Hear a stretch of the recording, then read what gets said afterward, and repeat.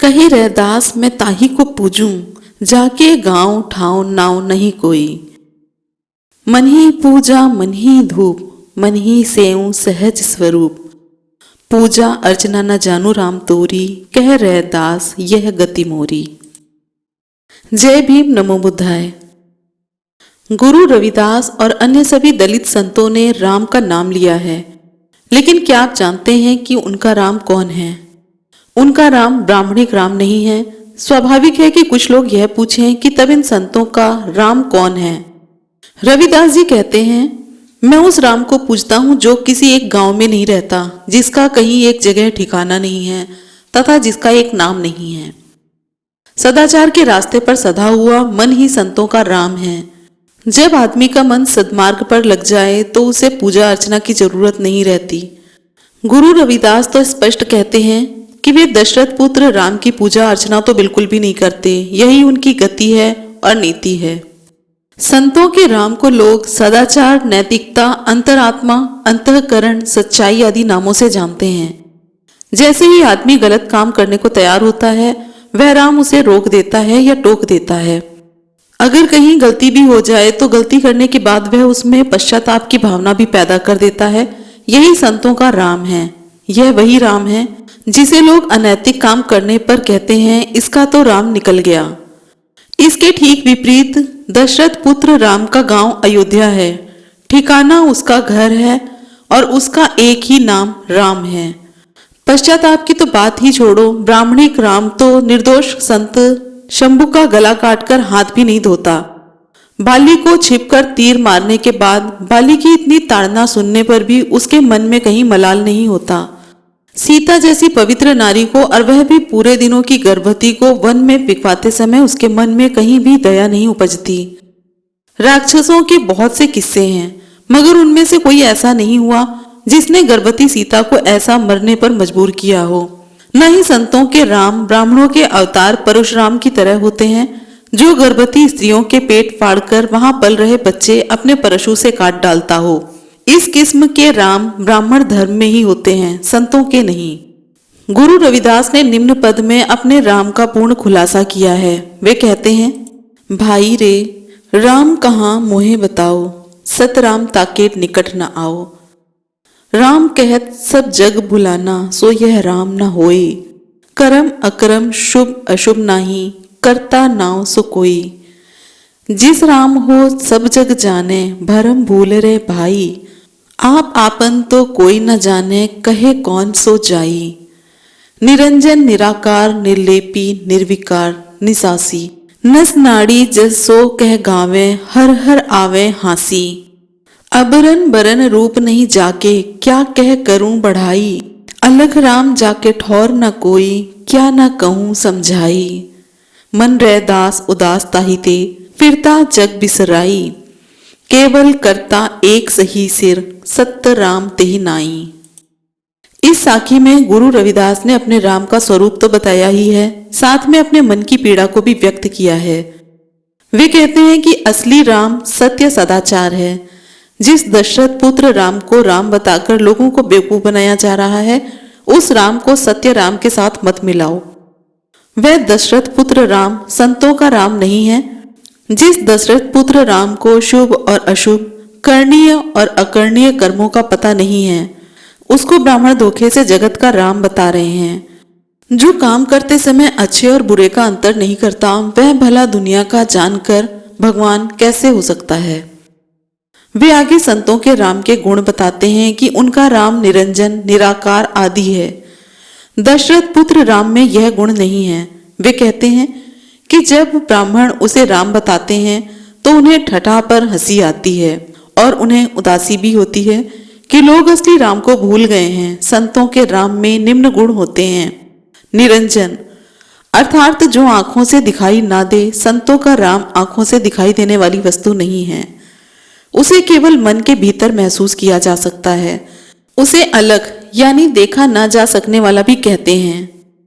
निराकार अर्थात संतों के राम का कोई आकार वाली वस्तु भी नहीं है। ब्राह्मणों ने जैसे राम और कृष्ण को आदमी रूप का आकार दिया है, वैसे ही उन्होंने अपने कई भगवानों को सुअर, मछली, कछुआ और अर्ध पशु के आकार में भी बनाया हुआ है। सभी संत ऐसे आकार असल में विकार वाले लोगों को भगवान नहीं मानते हैं। वे उन्हें आदर्श मानव तक नहीं मानते जिनके कामों का अनुकरण किया जाए। वे अपने राम को आकार वाला होने का खंडन करते हैं, क्योंकि सच्चाई और सदाचार किसी आकार के मोहताज नहीं होते। निर्लेपी अर्थात संतों का राम मोह माया से दूर होता है। उनका राम सदाचार और सच्चाई है। सदाचार और सच्चाई किसी से भी लिप्त नहीं होते। संतों का राम दशरथ के पुत्र राम की तरह गद्दी में लिप्त नहीं होता, कृष्ण की तरह गोपियों में लिप्त नहीं होता। उसके द्वारा जो काम किए जाते हैं वे बिना लालच, बिना डर, बिना भेदभाव के किए जाते हैं।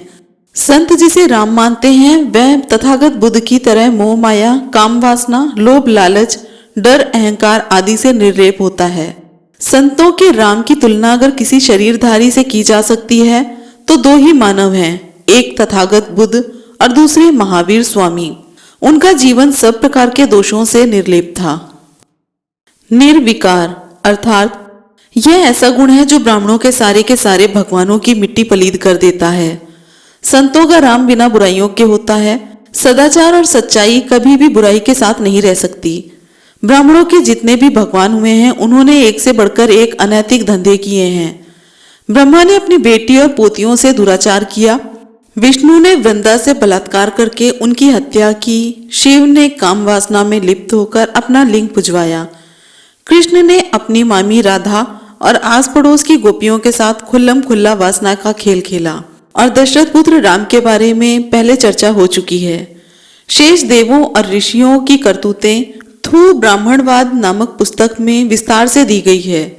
संतों की इस कसौटी पर मात्र तथागत बुद्ध और महावीर ही खरे उतरते हैं। निसासी अर्थात आम आदमी तब तक जिंदा रहता है जब तक उसकी सांसें चलती हैं। संतों के राम का जीवन सांस पर निर्भर नहीं करता। सच्चाई, सदाचार हर जगह जीवित रहते हैं, चाहे गहरा समुद्र हो या चांद हो या हवा भी ना हो। लेकिन ब्राह्मणिक राम तो सरयू में डूबकर मर गया था, क्योंकि पानी में डूबने से उसकी सांसें बंद हो गई थी। अबरण अठौर यानी कि संतों का राम किसी वर्ण या जाति विशेष में जन्मता या मरता नहीं है। वह किसी एक विशेष जगह से बंधकर भी नहीं रहता। दशरथ पुत्र राम का ठौर अयोध्या थी और उसकी जाति रघुकुल थी। वर्ण एक क्षत्रिय था, अतः वह संतों का राम नहीं हो सकता। सत्य राम जैसा कि पहले बताया गया है कि गुरु रविदास के राम सदाचार और सच्चाई है, उन्होंने उसका नाम सत्य राम दिया है। सत्य यानी सदाचार, सच्चाई और वह हौसला जिससे आदमी सत्य पर अडिग रहता है। भारत के अनेक भागों में लोग सत्य पर अडिग रहने के लिए सत्य का प्रयोग ही करते हैं। अतः कुल मिलाकर दशरथ पुत्र राम किसी भी ढंग से संतों का राम नहीं है। जब वह उनका राम नहीं है तो उन दलितों का भी राम नहीं है जिनके उद्धार के लिए इन संतों ने अपने प्राणों की बाजी तक लगा दी थी। इस साखी के अंतिम पद में मन रहदास उदास ताहि ते, इसमें रविदास जी ने अपने मन की व्यथा दर्द को बयान किया है। वे कहते हैं कि लोग असली सत्य राम को भूलकर झूठे दशरथ पुत्र राम को अपना राम मानने लगे हैं, इसलिए उनका मन उदास रहता है। ऐसा दर्द हर दलित महापुरुष ने झेला है जिन्होंने दलितों के हक के लिए अपना जीवन न्यौछावर किया है। ब्राह्मण धर्म की साम दाम दंड भेद की नीति के आगे वे बेकसर बेबस लाचार हो गए लगते हैं। महामना रावण से लेकर महामना ज्योतिबा तथा बाबा साहेब अम्बेडकर तक सभी ने दुख झेला है। उनके बाद मान्यवर ललई सिंह यादव, बाबू जगजीवन राम, कांशी राम, बीटी राजशेखर, लालू प्रसाद यादव, कर्पूरी ठाकुर, रामविलास पासवान आदि सभी दलित नेताओं ने यह व्यथा झेली है या झेल रहे हैं।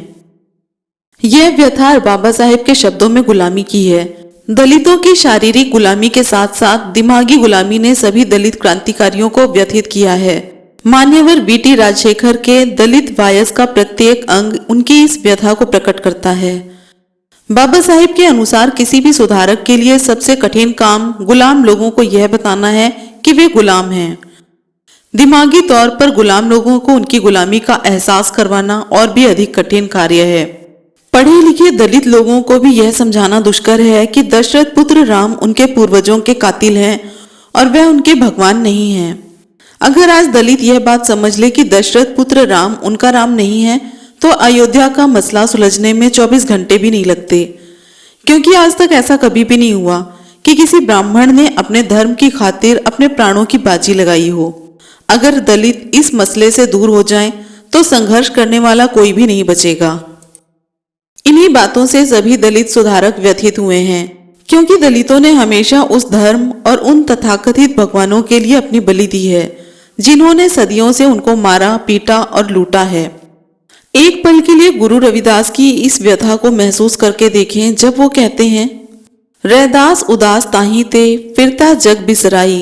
कितना दर्द है उनकी बात में जब वो कहते हैं कि मैं उदास हूं, क्योंकि दलित अपना इतिहास भूलकर भटक गए हैं। अगर आदमी में आत्मा होती तो आज जरूर उनकी आत्मा दुखी हो रही होती कि हम दलित उस राम को भगवान मान रहे हैं जिसने हमारे पूर्वजों की हत्या की है। उन सभी को इस बात का दुख है कि ब्राह्मण हमारे समाज में प्रहलाद और विभीषण पैदा कर ही लेते हैं। अगर इस व्यथा का कारण और हल के बारे में सोचें तो हम देखते हैं कि दलितों की शारीरिक और दिमागी गुलामी से सभी सुधारक दुखी हुए हैं, भीतर तक व्यथित हुए हैं। फिर भी उन्होंने दलित आजादी के लिए संघर्ष किया है। अपने बिछड़े हुए अछूत राज को प्राप्त करने के लिए अपना खून तक बहाया है। दलित ऐसे क्यों हैं? इस विषय में गुरु रविदास कहते हैं, साधो अविद्या अहित कीन ताते विवेक दीप भया मलिन। अर्थात अनपढ़ता ने हमारा बेहद अहित किया है और बहुत बड़ी हानि भी की है। विद्या न मिलने पर हमारा विवेक कमजोर पड़ गया है और हम अच्छे बुरे, गलत सही, अपने पराई की पहचान करना भी भूल गए हैं। बाबा साहेब ने अपनी पुस्तक शूद्र कौन थे में सिद्ध किया है कि पहले केवल 3 वर्ण होते थे, ब्राह्मण, क्षत्रिय और वैश्य। वैश्य दुधारू पशु की तरह होते थे। ब्राह्मण जब चाहे उनसे धन ले लेते थे। उन्होंने कभी भी ब्राह्मणों की लूट खसोट का विरोध नहीं किया। क्षत्रिय लड़ाके तो थे ही, साथ ही में वे हथियार भी रखते थे। अपने शारीरिक और हथियारों के बल पर वे सदा ब्राह्मणों को नीचा दिखाते रहते थे, क्योंकि ब्राह्मण हथियार छूना भी पाप समझते थे। तब परशुराम नामक ब्राह्मण ने हथियारों के महत्व को पहचाना। उसने हथियार धारण किए। सबसे पहले उसने अपनी मां का कत्ल किया। उसके बाद धरती पर से क्षत्रियों का बीज नाश कर दिया। वह इतना क्रूर और निर्दयी था कि उसने गर्भवती क्षत्रियों की कोख फाड़कर उसमें पल रहे बच्चे तक को अपने फरसे से काट डाले। इसी ब्राह्मण क्षत्रिय संघर्ष के चलते ब्राह्मणों ने क्षत्रियों का उपनयन संस्कार बंद कर दिया। प्राचीन काल में उपनयन संस्कार तब किया जाता था जब बच्चा विद्या प्राप्ति के लिए गुरुकुल में जाता था। उपनयन संस्कार में बच्चे के शरीर पर जनेऊ धारण करवाया जाता है। क्षत्रियों का उपनयन संस्कार बंद हो गया तो उनके लिए विद्या प्राप्ति का अधिकार भी समाप्त हो गया। अतः उन्हें समाज में चौथा वर्ण शूद्र बना दिया गया। शिक्षा या विद्या किसी भी समाज के जिंदा रहने और प्रगति करने का मूलाधार है। दुनिया में जितने भी परिवार हैं, जितनी भी जातियां हैं, जितने भी देश हैं, उनमें से सिर्फ वही प्रगति कर सके हैं जिन्होंने शिक्षा प्राप्त की है। अंगूठा छाप परिवार कभी भी राज परिवार नहीं रह पाए हैं। अनपढ़ जातियां कभी भी राज सत्ता पर काबिज नहीं रह पाई हैं। भारत के इतिहास में आदिकाल से लेकर पहली सदी तक भारत पर केवल शूद्रों का राज रहा है। सम्राट अशोक के वंशज सम्राट बृहद्रथ को कत्ल करके ब्राह्मण पहली बार सत्ता पर काबिज हुए। सत्ता पर अपना कब्जा बनाए रखने के लिए उन्होंने 2 काम किए। पहला काम तो उन्होंने यह किया कि भारत का प्राचीन इतिहास, जो कि असल में दलित इतिहास था, ब्राह्मणों ने उसे नष्ट कर दिया। चंद्रगुप्त मौर्य के समय में यूनानी भारत में आकर बस गए थे। उन्होंने उनके बाद का कुछ इतिहास बचा लिया है, वरना उससे पहले का दलितों का इतिहास क्या है कोई नहीं जानता। दूसरा काम उन्होंने यह किया कि दलितों को शिक्षा देना बंद कर दिया। महावीर, एकलव्य जैसे अगर किसी तरह कुछ हुनर सीख जाते थे तो उन्हें अपंग कर दिया जाता था। अगर कोई पढ़ना लिखना सीख जाता तो उसे बेरहमी से मार दिया जाता था। अगर कोई ब्राह्मण दया करके किसी दलित को पढ़ाने की गलती भी कर लेता था तो उस ब्राह्मण का भी बुरा हाल कर दिया जाता था। शिक्षा न मिलने का नतीजा यह हुआ कि दलित अपना इतिहास भूल गए। बरसों से जुल्म सह सहकर वह स्वयं को लाचार, नीच और पाप योनि समझने लग गए। इसी बात पर गुरु रविदास ने अपनी उदासी व्यक्त की है। इसीलिए गुरु रविदास को कहना पड़ा, विद्या अहित कीन ताते विवेक दीप भया मलिन। विद्या के द्वार बंद होने पर दलितों के साथ क्या हुआ, इसका सटीक चित्रण महामना ज्योतिबा फूले ने इस प्रकार किया है। विद्या बिन गई मति, मति बिन गई नीति, नीति बिन गई गति, गति बिन गया वित्त, वित्त बिना चरमराए शूद्र, एक अविद्या ने किए इतने अनर्थ। अर्थात दलितों को विद्या देने पर पाबंदी के कारण उनकी मति यानी कि अक्ल, ज्ञान, समझ की शक्ति समाप्त हो गई। ज्ञान न रहने से हमारी नीति यानी काम करने का ढंग, दुश्मन से लड़ने का ढंग आदि सब कुछ समाप्त हो गया। जब दलित स्वयं को पालने और दुश्मन से ठोकर लेने के योग्य नहीं रहे तो उनकी गति यानी तरक्की रुक गई।